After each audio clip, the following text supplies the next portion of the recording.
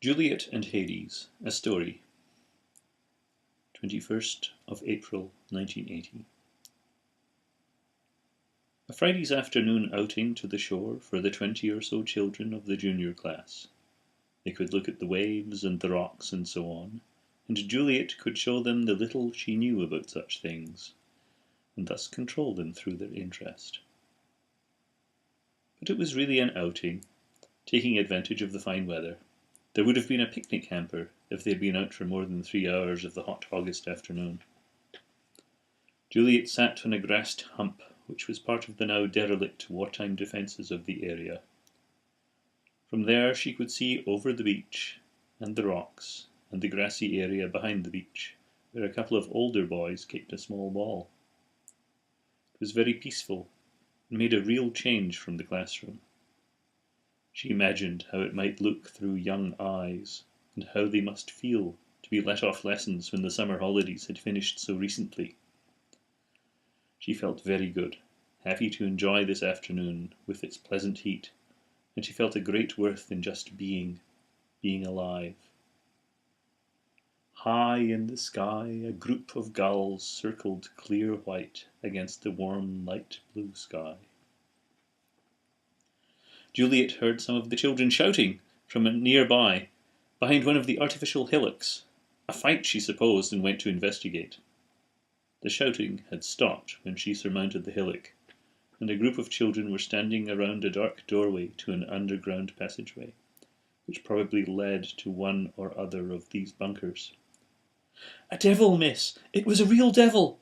shouted one of the boys, bright-eyed and excited. Then a chorus of, "I saw him too!" and "It wasn't a real devil!" and so on. Juliet was surprised, disoriented. A devil? What did he look like? None of the children looked frightened, but she glanced apprehensively towards the doorway. "He was brown, red, horns, pointed ears. Didn't have any clothes on. He had fur round his middle." She wondered if this was some elaborate joke, but could see no guile in any of the young faces, already becoming bored with the event. "Have any of you seen a devil before?" she asked, not knowing what to expect. Her answers were much less coherent, but yes, one did see devils on the island, though not very often. Of course, they had all heard about the devil in Sunday school, but these other devils were just like that one, though you could frighten them easily. Of course they were evil, but they didn't do anything bad. At length they made their way back to the school to collect their satchels and board the bus. Devil forgotten. Juliet hadn't forgotten Devil, though. But the children's report and the dark doorway and the grassy mound seemed like her own dream now. So little was there around her to indicate that children had actually seen what? A demon? Perhaps it was a wild goat, which was an animal occasionally found in the area. Or perhaps it was just one of those things that children dream up amongst themselves. With nothing definite to fasten her attention upon, she stewed, and she soon thought of other things. She considered visiting Father O'Donnell that evening, but decided that she would probably be intruding, as he had invited her to lunch with him the following day. So she decided to write letters to her mother and to a couple of university friends. This she did. Coming towards 7 o'clock, with the sun still worth an hour and a warm breeze blowing from the southeast, within her a light meal, she went for a walk towards the sea.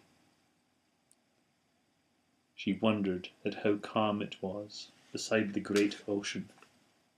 Broad, gentle swell on the sea breathed peace all around and on Juliet. She felt immensely happy. As the sun drifted towards the horizon, she made her way back from the shore, between the derelict mounds of the old defences. The stillness was magical. The ever-present rush of the sea sounded distant, a languid rising and falling of an ocean asleep. Very lightly, a breeze was stirring the grass.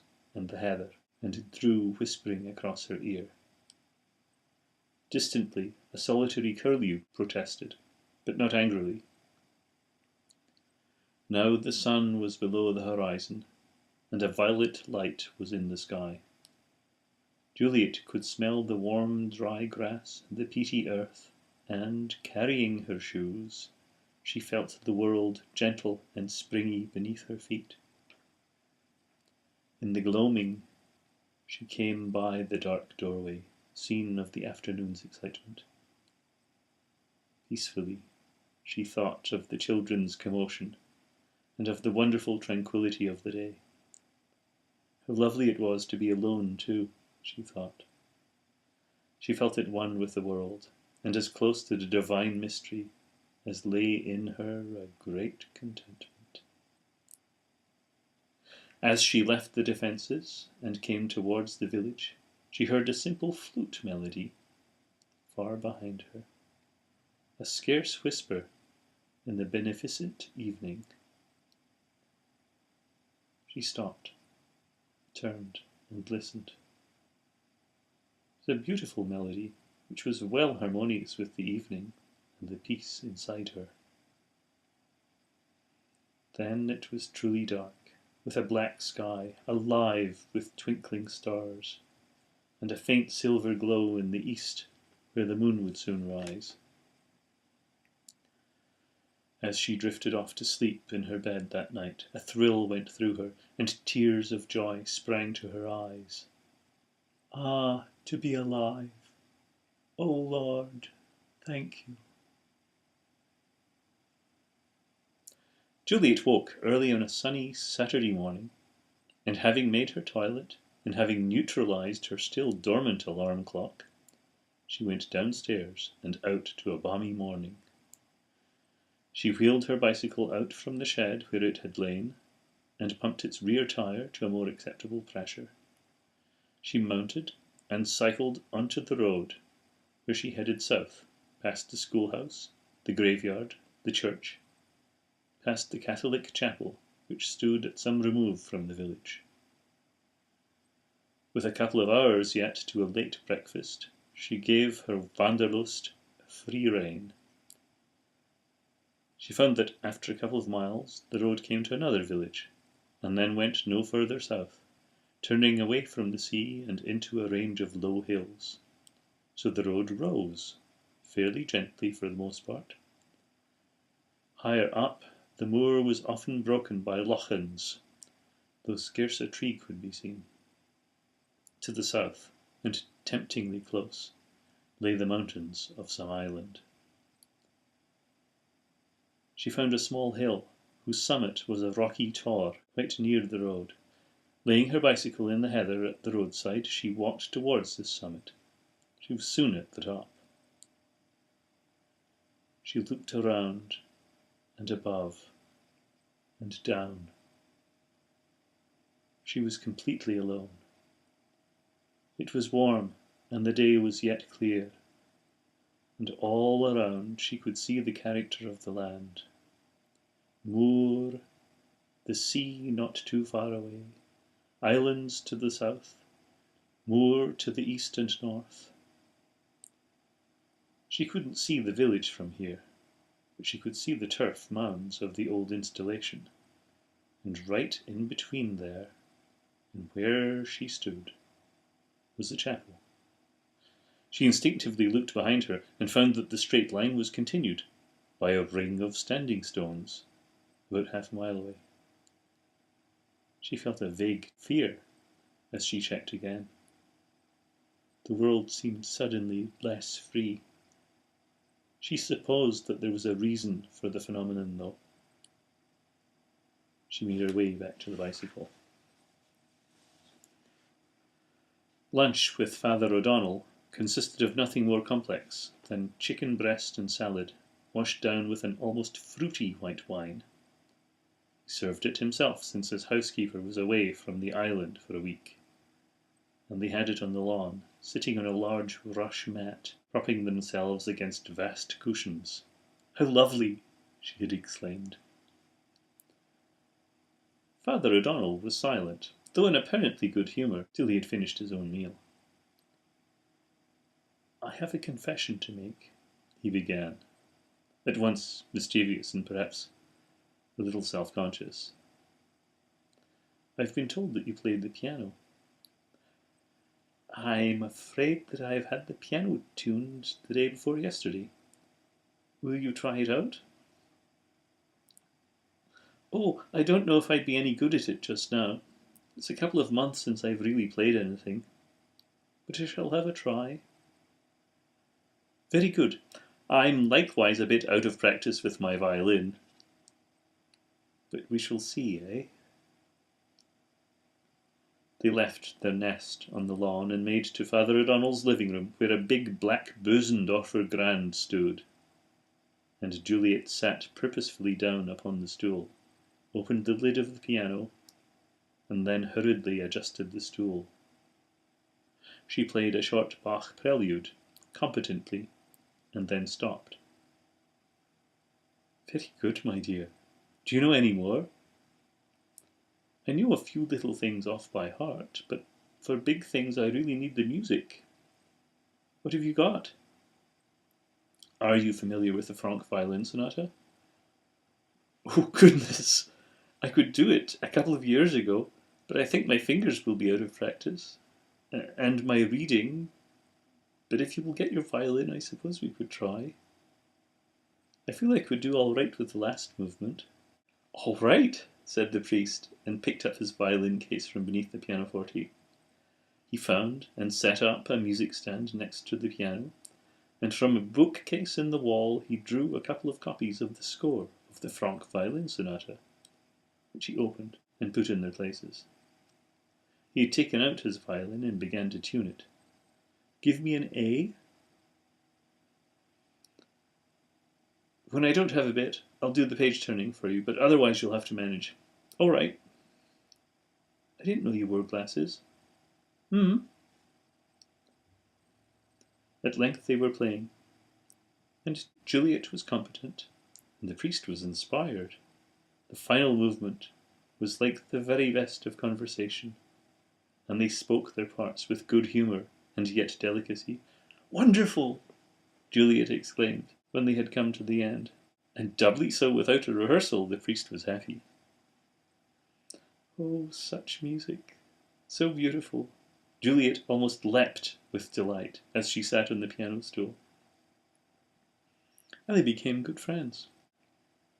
The priest prepared for the evening mass, and Juliet cycled back to the village and put her bicycle in its shed. She had a light meal, and, putting a woolly jumper into a shoulder bag, lest the evening should turn chill, she walked through the golden evening sunset towards the beach, humming to herself as she went. As she came within sight of the beach, she saw over to her right, and quite far off, a human form playing in the surf, jumping and splashing. She sat down where she was, warmly upon the grass, still a distance from the beach. The figure danced and played on, apparently a man, though it was difficult to tell through surf and distance. Juliet watched him. "I wonder if that's a children's devil," she thought to herself with a smile. Even so, she looked nervously behind her after a moment and felt a vague fear. She looked back from her thoughts to the surf, but there was no longer anyone there. She found herself thinking back to 2 evenings ago. The children weren't frightened. Of course, there was nothing to fear. Juliet went off to the boundary of sand and grass. She laid down her shoulder bag and slipped off her sandals, walked onto the warm sand, and felt the colder sand beneath the surface. Barefoot, venturing into the past of prehistory, venturing back into barefooted childhood, and its wonder too. She dared the surf, but only occasional spots of water reached her knee-length summer dress. She still longed to dive into the water, though it was cold, and she had no swimming costume. But she didn't, and after a few minutes retreated from the ocean's immensity. Her ears were filled with the sound of the surf, and she looked far out to sea, to the sun-obscured horizon, west of northwest, and looked along to the southwest, with a luminous pillar of pink light and after-image, when she blinked. Sea, sky, sun, and the sound of the surf. She drew no conclusion, nor observed. It was simply there. She turned away from the sea, finally, and looked to her feet, to the golden sand sparkling in the late sunlight.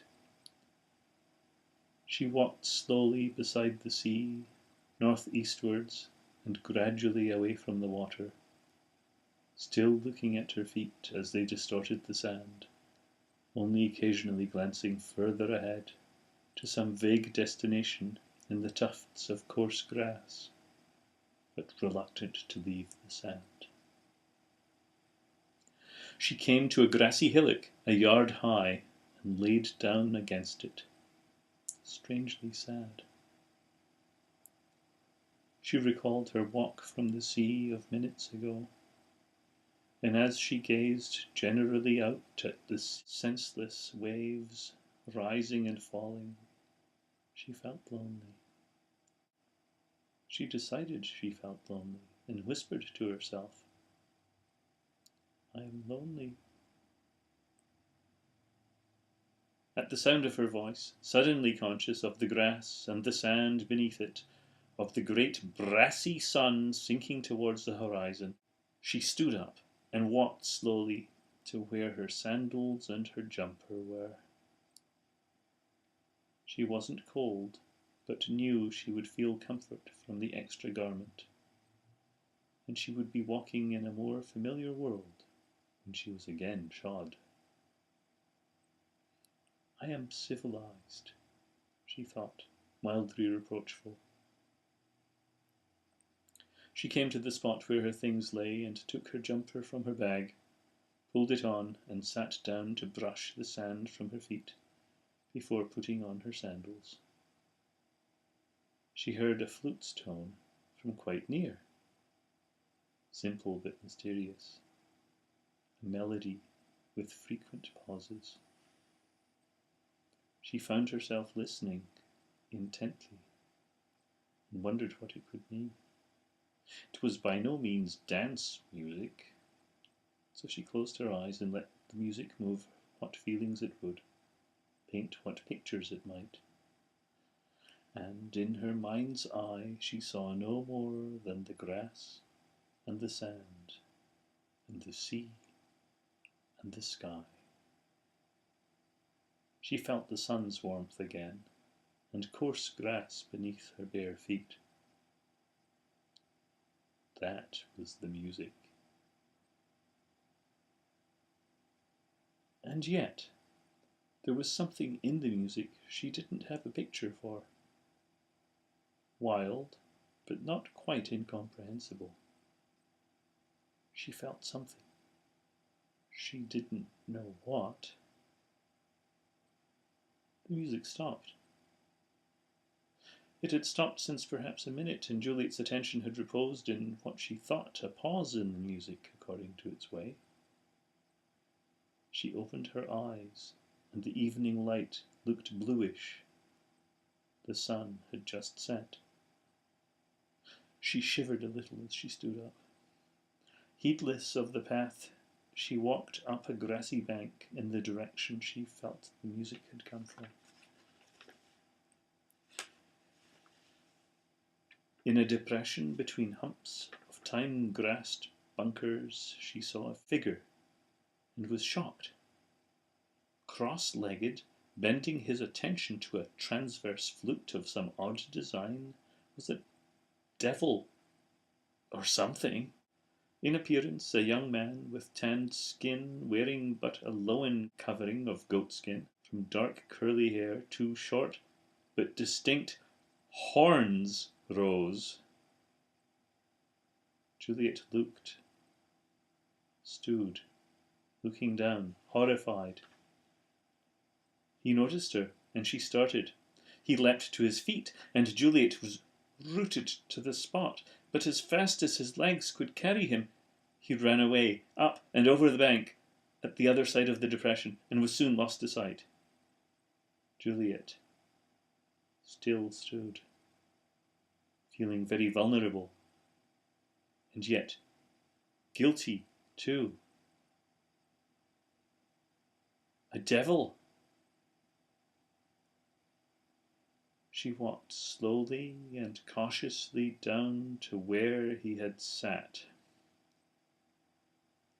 A leathern bag with straps lay there. She feared to touch it. She fancied she detected a movement nearby. "Who are you?"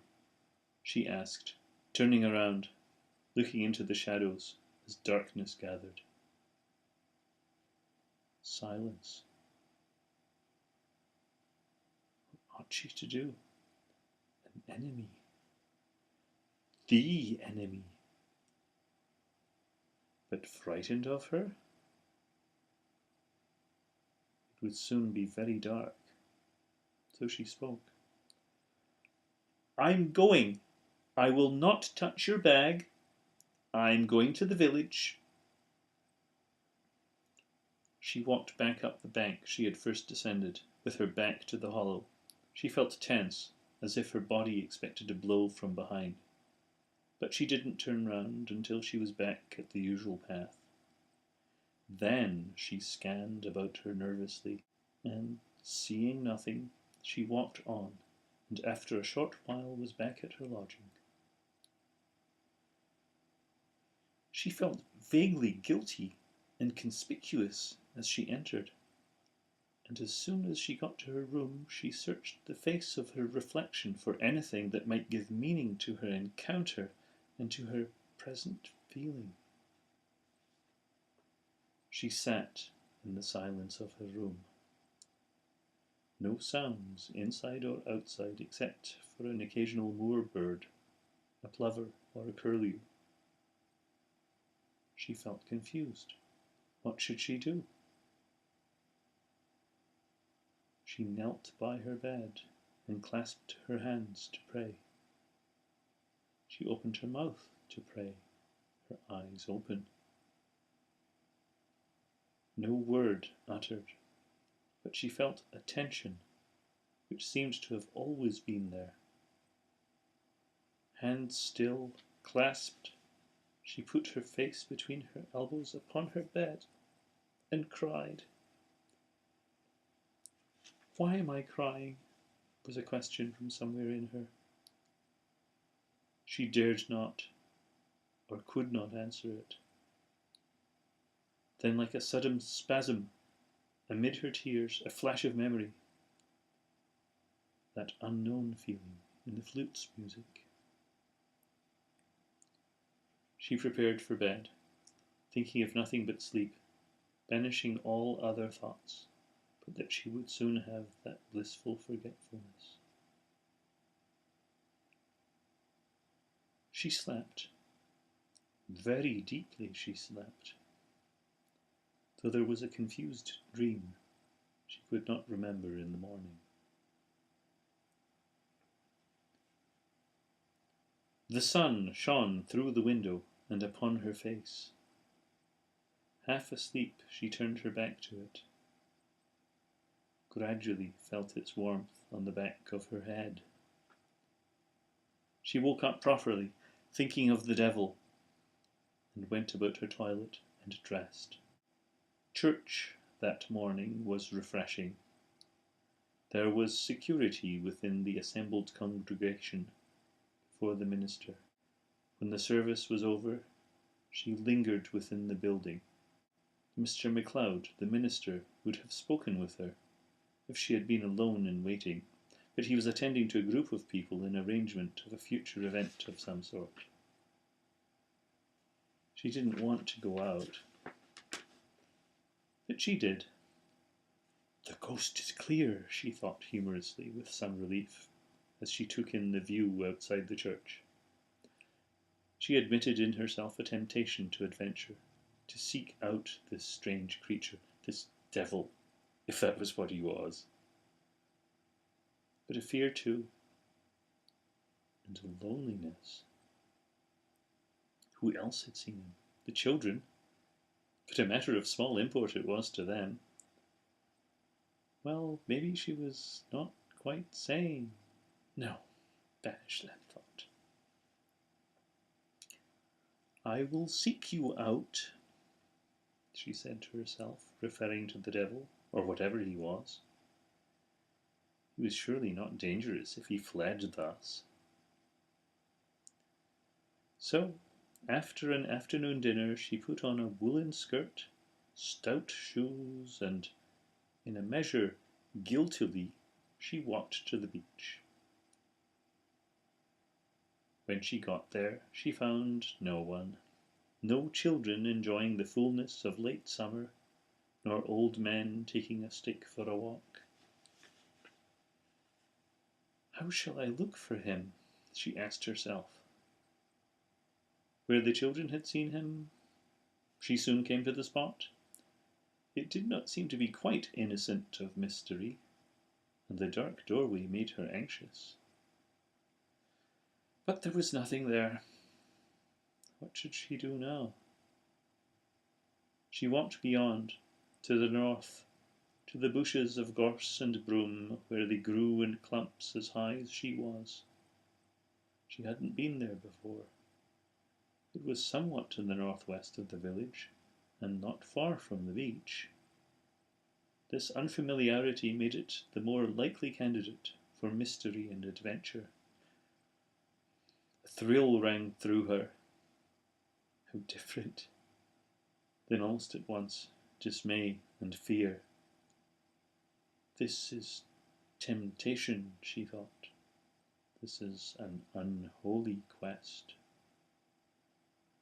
But no, I am tempted with nothing more than to know of some mystery. But she was not quite convinced. She found herself in a cul-de-sac of gorse bushes, and, not wishing to turn back, she tried to go through where it seemed easiest. The many needles stabbed her, but not sufficient to draw blood. Within a half-minute, it seemed she was entirely surrounded by the bushes, whose spikes, and with the heat, caused her to feel a sense of despairing frustration, followed by outrage at herself for taking so silly a course. She looked round for the best way out, and resolutely decided upon and embarked upon a route. It took her west, and the prickles soon yielded away. She came to a path running north-south and followed it south. She shortly came upon a rock, upon which she sat herself, not weary, but exasperated. This was just a ramble, and a fruitless one, she thought. Smarting with many hurts, her calves stung by nettles, lots of prickles in her skirt, and perhaps a few having gotten inside her blouse, she felt in a sorry state. She took the bottom of her blouse out of her waistband and drew her finger around inside the waistband to extract any debris. After shaking the bottom of her blouse a bit, she tucked it in again and plucked the burrs and prickles from her skirt and from her hair. She sat down and took her shoes off and emptied them of the few things that had collected in them. Reassembling herself, unbinding her hair, then pinning it up anew, she felt much better, more integrated and civilized. Still slightly painful legs, and she felt she sweated a bit too much. But it was a lovely day. She looked around, could see the beach just a few yards away, through a straggle of bushes, and the sea gently seething and plunging beyond. On every other side, gorse bushes and small hillocks, the bushes wind-swept to different degrees depending upon their positions. The sky above was a light misty blue, and else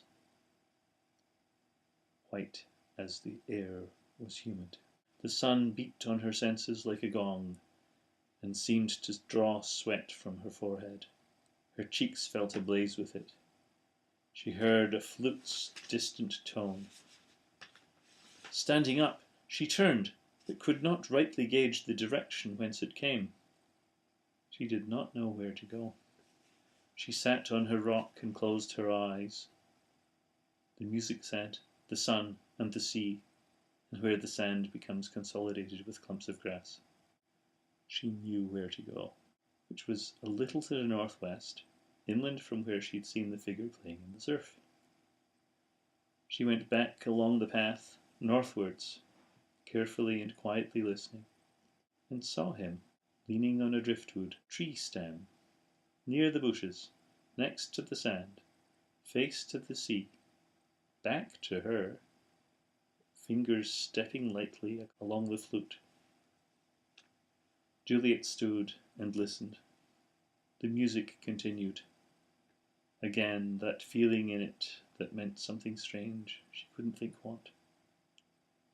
She listened, closed her eyes, stood and listened, and the music made its pictures in her mind, of sun and sea and stars and trees and mountains far from here, of food and wine and friendly talk and loneliness. An image of a lovely boy she'd seen when young, and, lovely as a girl, she fell in love with him, yet saw him but the once, never again. Her heart was full, and tears flowed its excess. The music stopped. She yet remained, standing in her eyelids' shade. Unseeing tears yet escaped as pictures fled and present feeling filled her mind. She opened her eyes, and the devil who had been looking at her started, became tense, but did not run. And if I pray I'll lose him now, she thought, and fearful stood. And they stood in each other's regard, fearful of the other's presence, and fearing the other's departure. She saw him as a young man of light if athletic build, with a heavy tan. His body was smooth, though the brown hair on his head was thick and curly. There were horns, 2 short ones less than a couple of inches long, black, somewhat curved. His eyes were brown and gentle, and his face was sensitive and not cruel. His eyes were directed to her face, but frequently darted away, fearful. She felt he was not evil. After a short while, the devil had apparently decided perhaps he was safe. He crouched, reaching for his flute and his skin bag, picked them up, and, still facing Juliet, he moved to his left, sideways, keeping Juliet in view. "Don't go," she said softly, and though she was frightened, she felt a weight had been lifted from her. The devil stopped moving, and his mouth opened. He moved his mouth without sound. Then, hands clasped in front of him upon his flute and bag, his tense shoulders drooped, and he closed his mouth. And they seemed to Juliet like a shy schoolboy. Juliet now wanted to go away, but she said, "I'm Juliet," almost poised to flee even so. The devil responded by slowly shuffling backwards. He stumbled and fell. From his fallen position he rolled over and onto his feet and ran from Juliet, through the bushes, and was quickly lost from sight. Juliet didn't think nor move, but stood in tension for a minute. Alone, she wept, her shoulders shuddering. She cast herself to her knees. She did not know why she wept, and thought, "I shouldn't be crying. Why am I crying?" She cast herself against the grassy earth and felt a sad comfort in its solidity. Eyes closed, alone in her tears, the tension not gone but like a stone balanced in her chest. She realized she didn't know what to do. She let thoughts come to her lightly in the darkness, and she thought of the devil and did not know why he should be afraid. He has run away. He is very utterly not here. Oh, Juliet, why must you behave so? Do you love this devil? She thought, taking her speculation to extremes. No, but I am moved by him, and he is gone. She opened her eyes and saw a few yards away, peering at her through the bushes, the devil. He saw that he had been spotted, but remained crouching for a few moments. Then he stood up and, nervously looking about him, he stepped from the bushes very slowly towards Juliet, who raised her body slowly to a kneeling position in which she remained. She glanced at the devil as he advanced, but then shifted her gaze idly to the ground and the grass that had been disturbed by her body. She didn't care. The devil crouched timidly a couple of yards in front of her. "Juliet," he said in a gentle voice, though using the name doubtfully, as if he did not know what it might invoke. Juliet became aware and a little frightened, and then raised her eyes. The devil's gaze faltered, and he swallowed. "My name is Hades," he said. The last word hurried out recklessly after a hesitation. "Juliet," he repeated in a questioning tone, not directed at her, but as if trying to think of something. Hesitantly, he reached his hand towards her in a gesture of greeting. She recoiled and clambered back a yard, still on her knees. The devil's hand dropped, and he looked embarrassed.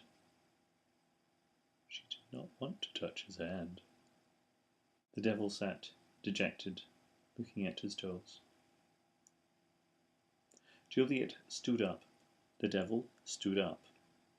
She did not want to touch him. Slowly, she extended her hand towards him. Slowly, his hand moved to greet hers. His fingers were warm and dry. At this contact, it was as if some subtle axis had shifted. "I don't want to touch you," Juliet said, loathing and excitement both in her. He loosened his light grip and drew his hand back to nervously finger his skin bag. "I don't want to touch you either," he said. Juliet did not believe him.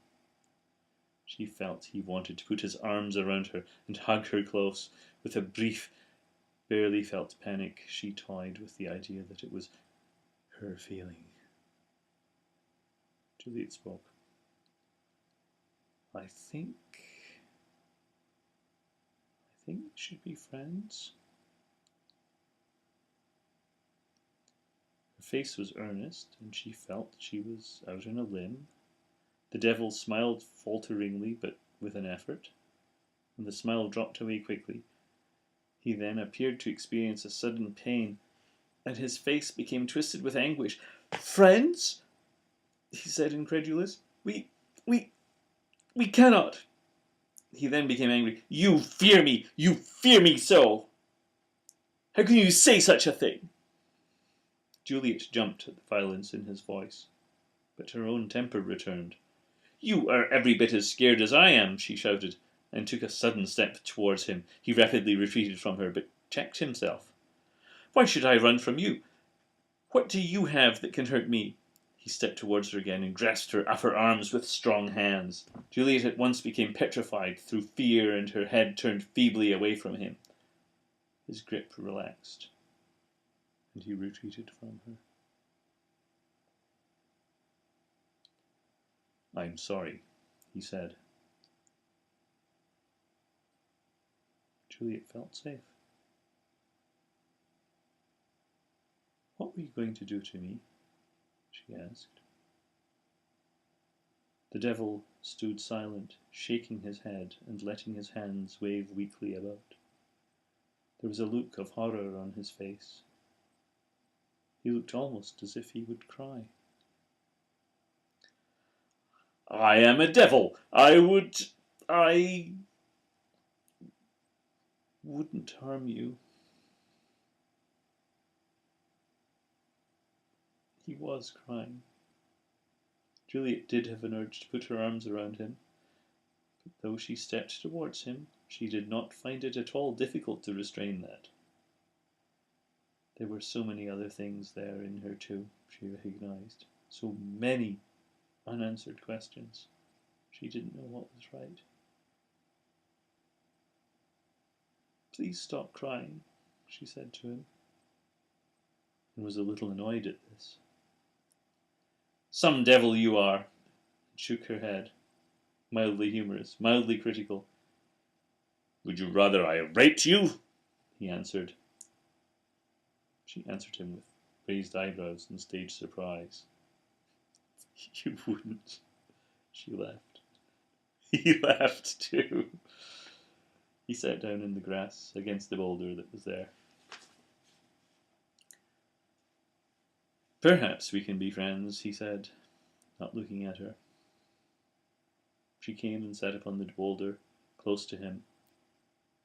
Nervously, she took his hand that he had raised to scratch his head.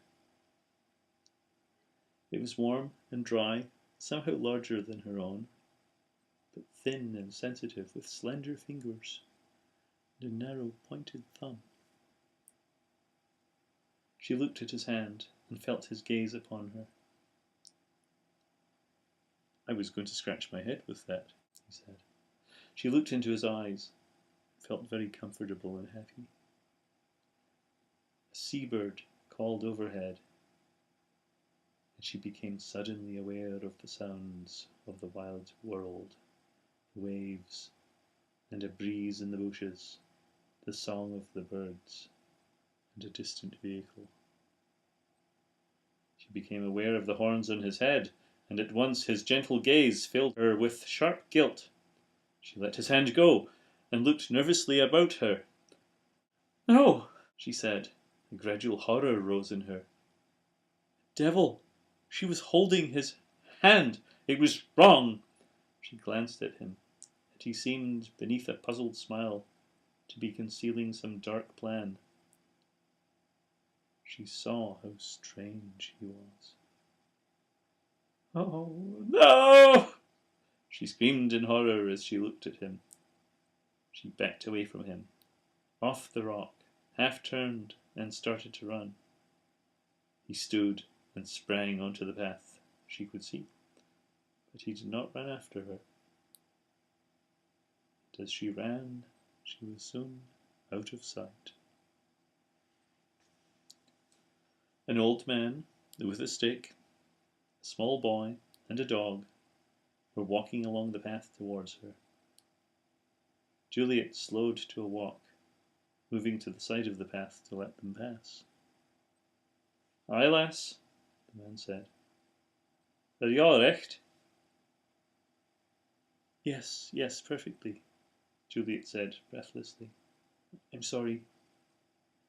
"It's all recht, lass," the man said with a friendly smile. "It's a fine day. You missed in the way, though." "It's been so lovely."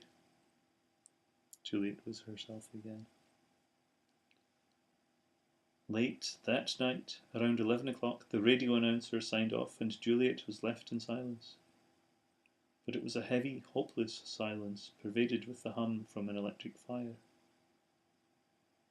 She had had a tiring day. Coming back from her walk, she had been invited to a party, which would start at a country house a few miles south of the village.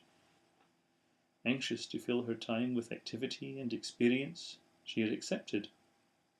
But as it would be some time yet till the evening, she visited Father O'Donnell, who was entertaining a couple of musical friends, both ladies in their 40s. The priest had to leave at 1:30 p.m. to conduct the evening mass, but Juliet and the other two remained and made music and conversation until Juliet took her leave of the others to prepare for the party. A girl from the village drove Juliet and a couple of other people to the party in a Land Rover. Juliet had got a little tipsy with wine. Around 10 o'clock, she obtained a lift back to the village, with the party going strong behind her. She had been well danced, being pretty and quite new to that society, thus exciting the interest of a few of the young men.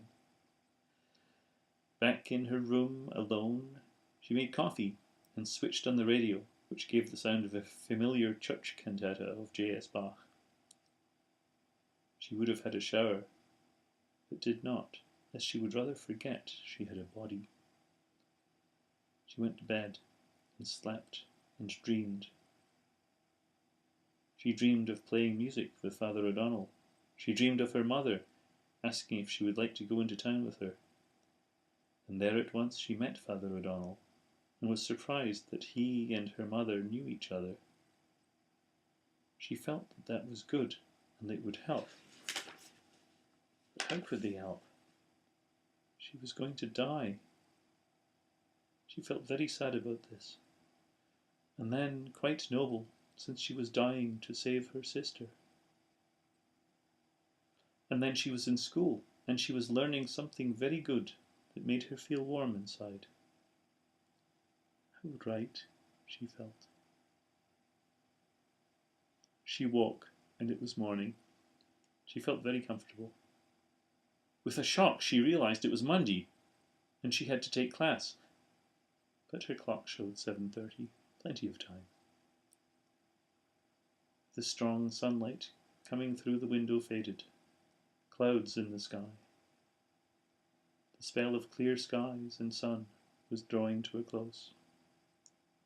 Juliet got up, showered, dressed, and had breakfast. She took an umbrella to the school against the possibility of there being rain. She was brisk and cheerful with her class. She felt a hardness inside her that impelled her upon the world, and, usually very easygoing, she was much more in control today. Yes, there was a rock inside her, a place that now forbade her entrance, a barrier that she could put her back to and feel secure. She could not remember what it was, and was happy not to. That evening she wrote her mother how much more settled she was. There was heavy rain outside, so she busied herself with rearranging her room more to her taste. She was still full of energy as it became late, and she felt not at all tired. What to do? She found some knitting she had been working on with long interruptions for months. Juliet carried on with her knitting needles well into the night, thinking about the sound of the needles, and through a train of thought to the violin sonata she had participated in. When it was a struggle for her to keep her eyes open, she set her alarm clock and went to bed. The next day was very similar, and the next, and it rained and rained with intermittent cases of sunshine. By Wednesday evening the sky had become gentler, and the sun set in great splendour. James McPherson, concierge amongst other things, asked Juliet, while she was downstairs, why she spent so much of her time alone. "I find it refreshing. At home there's always someone there. Wherever I am, and I really have no idea it was possible to exist on one's own. And yet it is, and I find it delicious." She gave a cruel smile with her last words. She well knew that James McPherson had an interest in her, which she was loath to have continue. She did wish she had someone to talk to, though, and James would probably have done if he'd been just a bit better looking or less roguish. She went up to her room and entered it without switching the light on, opened the window and leaned out to look at the first stars appearing faintly between gauzy clouds in the deepening twilight. Juliet became aware that the world was very quiet.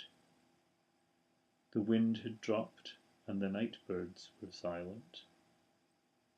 No vehicles groaned or roared, near or far. She strained her ears for the sound of the sea and detected the distant rush of waves falling upon the beach and rocks. She thought she heard a flute stone, but couldn't be sure. She strained her ears in timid fascination, and an anger rose in her, but she could hear no flute, only the distant waters and the sounds of her blood and nerves. She withdrew and closed the window. The hardness in her core seemed to shift, but it was still there. Unwelcome, she felt it now. That had been a steady comfort before. "No," she said out loud. She did not know what she denied with it, but she had to hold on. She felt as if she were reaching for the rock in her heart, and it melted and vanished, and she recoiled from the emptiness, the freedom behind. She ran out of her room and downstairs where James Macpherson was speaking to his poacher friend, Hugh. "Are you all right, Miss Gordon? You look a wee bitty bothered." James stood in front of her. I almost fell out of the window," she lied. It made her feel unworthy to thus fabricate. "Well, sit yourself down and I'll get you a dram. One for you too, Hugh." "Aye, I thought so. You know Hugh, don't you?" She nodded, and so did Hugh, and she sat down on the wooden chair in the hall near the telephone. She was glad to escape for a moment into the world of James and Hugh. Hugh spoke about the weather and what it meant for the various fauna of the area. James came back with a bottle and 3 small glasses. Juliet had never drank neat whisky before. The small measure poured for her had an initial sting to it, but the effect thereafter was welcome and pleasant. "Thank you, Mr. Macpherson." Juliet gazed timidly at what was left in her glass. One mouthful was enough. More would be too much. "So you don't have a head for heights?" James asked, puzzling Juliet until she realized he referred to her excuse for her distraught state of a few minutes ago. "Usually it doesn't bother me, but I'm usually more careful." Then she changed the subject. "It's been very quiet here for a hotel. Now, why should that be?" "We don't at all advertise, and the grouse moors here are all privately owned and used. Otherwise, we'd be over busy at this time of the year. We get by, though. I've got a share in 1 or 2 lucrative enterprises. Isn't that so, Hugh?" "Oh, yes, indeed." The 2 men had conspirational twinkles in their eyes. "Sounds very mysterious to me," said Juliet with a smile. She felt a lot better. "Well, I'm back in fettle again. Thank you for the whisky and conversation. Oh, are there any books apart from those in the case in the sitting room? I'd really like something to read, if there's such to be had, if it's not too much trouble." "Well now, the cupboard down the hall there, under the back staircase, there are lots of books in there. If you put the hall light on, you'll be able to see what's on the cupboard. We don't usually have a light at the back, since nobody usually comes there." "Come on, we'll see." "Oh, you needn't." "No trouble, Miss Gordon. Now, Hugh, you'll see and remember and go to that place tomorrow and let me know about what we talked about as soon as you can." Hugh nodded. Juliet let the mystery pass without comment. The hall light wasn't enough to see by, so James and Juliet between them carried bundles and boxes into the storeroom next to the kitchen. The cook, who had been cleaning in the kitchen, came and watched. From the look on James's face, Juliet guessed that the old lady was there as much to chaperone Juliet as to see what they might find. Bags and boxes and bundles of cloth disclosed piles of books, whose bindings gave away that they were old editions, Victorian novels mixed with scientific and various books, including one which embarrassingly sprung open to show the vascular system of the male generative organ. Juliet was glad she wasn't a doctor. The two chests contained still older books for the most part, and James was aware that they could, some of them, have considerable value. But even so, he bade Juliet take whatever interested her. A couple of volumes of Burns poetry with beautiful engraved illustrations immediately caught her attention. Ostentatiously, she rejected the offensive medical volume. The Pilgrim's Progress of John Bunyan, heavily annotated with admonitions of an editor of grim piety, attracted her too. Likewise, a couple of novels of Scott, and a very early Return of the Native, which had been recommended to her. An old French version of Goethe's Faust was there too. Juliet's German was better than her French, by quite a large degree, but she was especially fascinated by the illustrations, which she recognized as being reproductions of those by Eugène Delacroix. James asked her about it, and she told him something of the story of Faust. "Now isn't that odd?" he exclaimed. "This Sunday is St. Walpurgis Night, wouldn't you know? I wonder if the devils and fairies will be out then. Not that I hold with it myself, but we've a lot of strange tales of supernatural beings around here." "I don't think I'll take that book." Juliet felt some fear. No, you take it," said James, putting it upon the pile that Juliet had taken in her arms.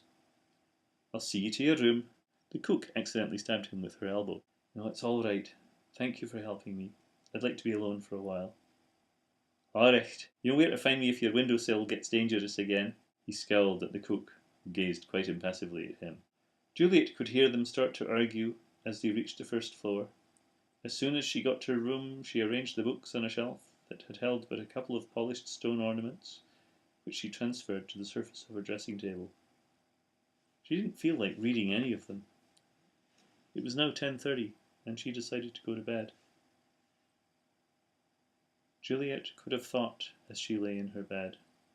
Her mind was in motion, and she felt somehow separate from it, and from life, and the turmoil of thought seemed far beneath her. Out of its reach, she was safe. She slept. But she dreamed. She was being dragged down by lemurs, and she was powerless. They were taking her to hell, and she would never return. She woke in a sweat, bedclothes seeming to bind her tightly. She pushed these aside and sat up, reached for the bedside lamp, and switched it on. Her clock said 4 o'clock. It should be daybreak soon. She laid out her clothes for the day and had a shower. How vulnerable, how mortal she felt, naked under the streaming water. By the time she dressed and put on her electric kettle to make coffee, it was daylight, cloudy and grey, with the sun occasionally breaking through golden. The cold night air was stirred into motion, and the clouds would probably break up before long. She had her coffee, put on outside shoes, and went out. She soon found herself stepping briskly towards the beach. She walked along the sand for some minutes, until she saw where the path drove into the bushes. She went there, and in a few more minutes she came to the boulder where she had sat with the devil. A curious instinct led her up a grassy hillock nearby, and, beneath the remains of a ricestone dyke, there lay, sleeping, the devil. He sleeps at night, she wondered. She approached on tiptoe. His face in repose was more forbidding, with a frown upon the brow, and froward mouth, lips slightly puckered. He was not covered, nor had any support to his head, but lay much as he had seen him before. What was he doing here? What was his purpose? She felt no love for the sleeping form. Unlovely his face, cold and cruel his smooth limbs. Did he dream of hell? She reached to his shoulder to wake him, but hesitated. No, she would savour this cold feeling a while longer before she stirred him.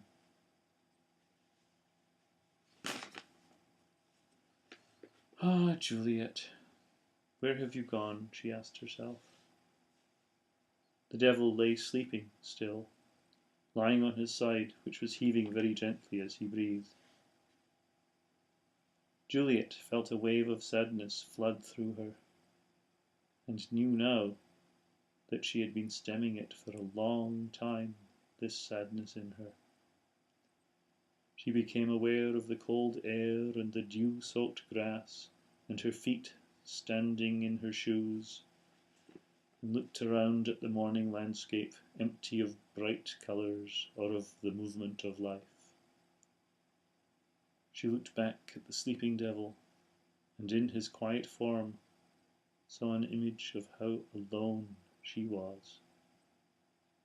If only she could wake and become part of whatever it was that life lacked, but which must yet be behind life. She would wake the devil, and somehow, miraculously, he lying there would become animate, and it would be as if life were created anew. Was there life there now? Who could know? It was inaccessible to her. And, waking him, the dazzling confusion of words and gestures would at least give an impression that there was life. But even then, it would be words and gestures she would meet, and life itself would remain hidden behind. And yet that small hope of life lay deep behind her movement, and was just enough to impel her hand to his shoulder. She pushed. He slept. Gripping his shoulder, she shook it with violence, but the devil did not wake. Was he dead, or what? She raised him to a sitting position and held his face up to the sky. It remained dormant. She began to cry and hug the body, but then with a gasp she hurriedly withdrew from him, leaving him propped up against the wall. What am I doing? Her mind seemed to burst open before her. A jumble of images came upon her. She felt unclean, Sieglinde having given herself to Siegmund, her mother looking at Juliet as she held the devil thus, everyone looking at her, and she was holding a devil, trying to wake him. They all looked at her. She felt their many eyes strip her life away until nothing was left but the shame and longing it seemed to have concealed. In despair, she let the sight pierce even that, and she was laid bare and empty. She didn't pray because she didn't believe. She had felt she didn't deserve, but now even the hard comfort of feeling worthless was gone. Eyes open or closed, she was being looked at and looked through and could not escape. And though there was nothing left to look at, they still looked. "You've seen it all!" Juliet cried desperately. "Everything!" And yet they still looked. The voiceless question was still asked, and she had been stripped to her core and beyond to answer it, and it was still there. But there was something. She still denied, still struggled, still fought, even though she could see nothing, could see no reason to fight, nothing to protect, conceal. Her energy, her vitality, that she was still struggling and fighting, that was left. She struggled, and the naked, motiveless struggle was all she was. And they looked, and still looked. In a spasm of titanic agony, even that motion was dispelled, and she was torn irresistibly from that which was life. She felt nothing, saw and heard nothing. Yet she was aware of all these that had been looking, and aware of the motion that had been hers, and aware of all that she had been. She felt and saw and experienced nothing, or so it seemed, for she could see, and she was aware of sounds and spaces, and could feel the vastness of the universe about her as a familiar thing, not forbidden nor incomprehensible. She was free, and now, free, she could look. It was safe. As easily as she could choose her softest comfort, she could grasp her hardest doom, for she would endure even into eternity. And she looked. An opening from her vast world she saw. It was a light shining at her core. She went into the light. Filled with enormous peace, Juliet found herself anew in the world. She loved the bushes that she saw, and the sand and the sea and the sky. She turned round, and there was a devil dozing against a wall. She skipped over to him and took his face in her hands and kissed him on the mouth. His eyes opened and he shivered. Juliet stepped back and he leapt to his feet, shaking his limbs. He stopped and looked at Juliet. From a deep dream he had woken, and she stood before him, smiling, her eyes almost shining. He felt wild passions surging inside his heart and in his loins, and looked away from her. But his glance was drawn back to her, and as he looked at her, the confused turmoil of emotions subsided, and a deep power filled him. He felt a strong force that drew him towards Juliet, and fought it, but it was too strong. As he then gave himself to it and took a step forward, Juliet stepped forward too. And at once he was no further impelled, but standing before her, he was at peace. Juliet saw that he had won himself, and stepped forward to embrace him. But she did not step forward. Juliet and Hades stood facing each other a couple of yards apart, but they were together, each as broad as the world and as deep. As Juliet walked to the village, they were still together, though Hades was playing in the surf. She had breakfast and took her classes. The minister, Mr. MacLeod, visited the school, and she invited him to the hotel for dinner in the evening. She telephoned Father O'Donnell and invited him too. The day went very smoothly for Juliet, and in the evening she smiled serenely as the priest and the minister sat opposite each other in some discomfiture. In her presence, however, they felt inclined to understand each other, and Juliet easily pointed out the vast purpose they had in common. When they parted, they were friends, and each left with some wonderment. Juliet had achieved something in herself, and in those she loved, which was herself, she felt. She had become greater than Juliet, but yet was herself as she had always been, only now admitting that she really extended beyond herself as just one person. "Do you ever feel lonely?" James Macpherson felt he would ask her. Juliet looked him directly in the eyes and asked, "Do you?" Beneath her frank gaze, fervent adolescent passions besieged the heart of the man, and shame as he felt she could see it, perhaps in his eyes. And then, in a terrific surprise, he felt she must also see the good that was in him. And he looked too, and it was there. He lusted after Juliet. and now he found he was moved much more profoundly. He would hardly bear such revelation.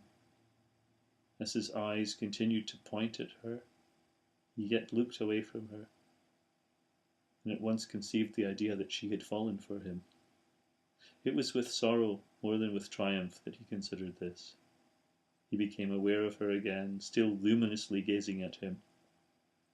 He realized she was not thus. She loved him, but had not fallen for his charms. Hard for him to grasp. Rather, he felt unable to bear such a pure experience. She had not changed him completely, but afterwards he always remembered something of that meeting, and was comforted and strengthened thereby. And Juliet had trouble with the children. With them, she found it much easier to slip into habits, until she realized how it should be. Then each fight or sulk of each child was a step on a journey of self-discovery, not self-concealment or alienation.